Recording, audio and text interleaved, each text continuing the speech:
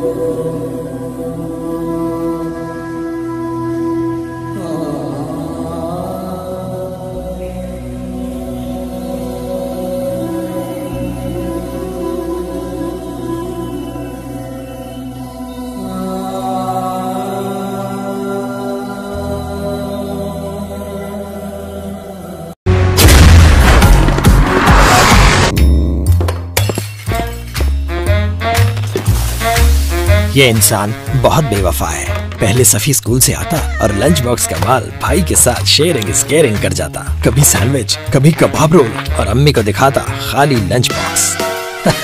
होशियार, फिर मस्त जिंदगी बर्बाद हो गई। सफी आता है और नो लिफ्ट, लंच बॉक्स भी खाली। जब से अम्मी ने कनौर नूडल्स इसको लंच में देना शुरू किया है, सब बदल गया। माना बहुत यमी है और पेट फुल हो जाता है, मगर ये तो नाइंसाफी है कि अकेले अकेले टिफिन चट कर दिया जाए। अफसोस का मकाम है।